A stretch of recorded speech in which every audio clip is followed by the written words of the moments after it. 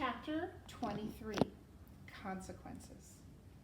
When last we left off, Despereaux was in the dungeon in the darkness, and the king was screaming, "Where is the rat?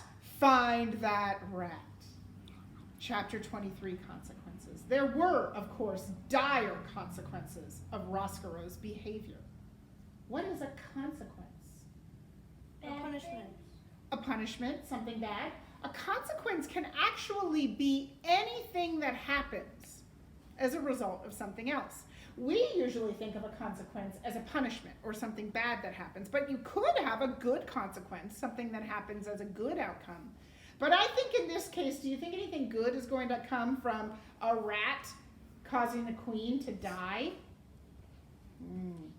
For instance, every action, reader, no matter how small, has a consequence. The young Despereaux gnawed on Gregory the jailer's rope, and because he gnawed on the rope, a match was lit in his face. And because the match was lit, his soul was set afire. The rat's soul was set afire. And then because of this, he journeyed upstairs, seeking light. Upstairs in the banquet hall, the Princess Peace spotted him, and because of him, called out, "Rat!" And because Despereaux fell into the queen's soup, and then because the rat fell in the queen's soup, the queen died, you can see, can't you, how everything is related to everything else. You can see quite clearly how every action has a consequence. So consequence is something that happens as a result of something else. It's cause and effect. Yeah, a consequence is the effect in a cause and effect. For instance, if, reader, you will indulge me and allow me to continue this mediation of consequences. Because the queen died while eating soup, the heartbroken king outlawed soup. What's it mean to outlaw something? Take it away. Take it away, make it illegal. Outlaw is to make it not okay. Because soup was outlawed, so were all the instruments involved in the making of soup and the eating of soup. Spoons, bowls, kettles.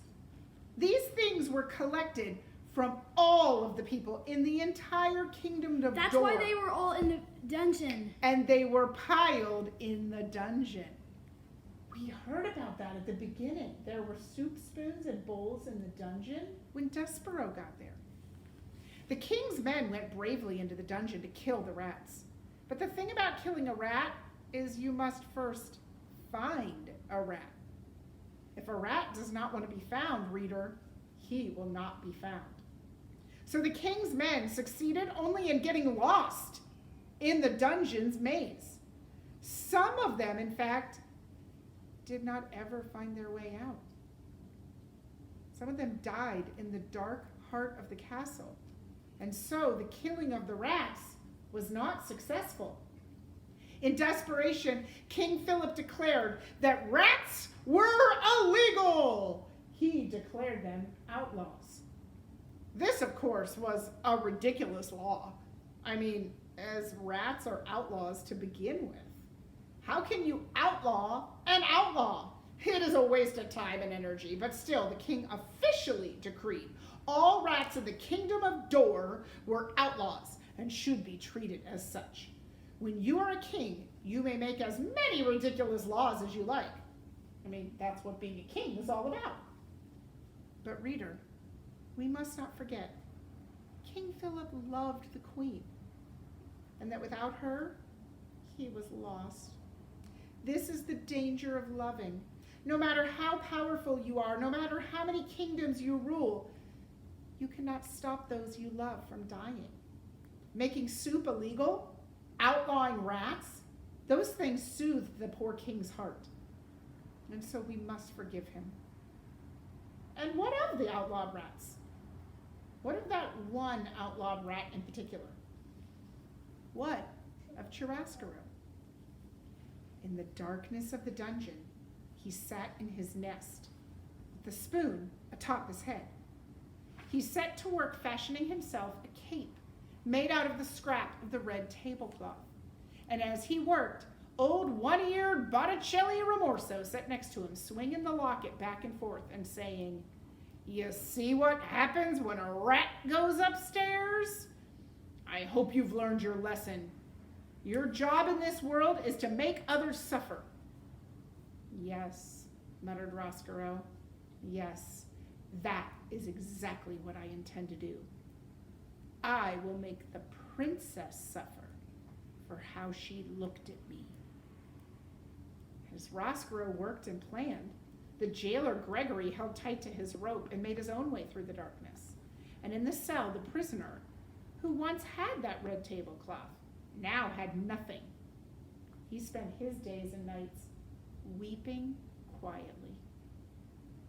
High above the dungeon, upstairs in the castle, a small mouse stood alone one evening as his brothers and sisters sniffed for crumbs. Do we know who that small mouse is? Despereaux. He stood with his head to one side, listening to a sweet sound he didn't have a name for. This would be the consequence of the mouse's love for music.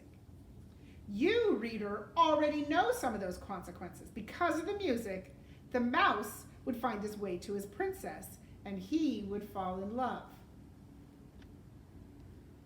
And speaking of consequences, the same evening that Despereaux stood inside the castle, hearing the music for the first time, outside the castle, in the gloom of dusk, more consequences drew near. There's more?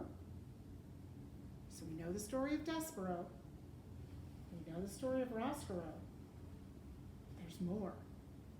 Outside the castle, a wagon driven by a king's soldier was piled high with spoons and bowls and kettles.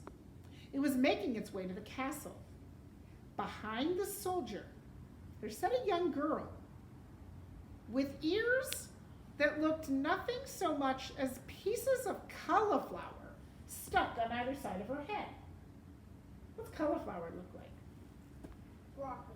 Kind of looks like white broccoli. It's bumpy, isn't it? The girl's name, reader, was Miggery Sow.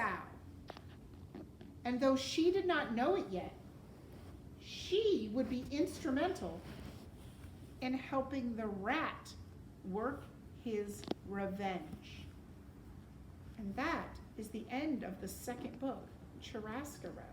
And we are ready tomorrow to begin book the third, Gore, the Tale of Miggery Sow.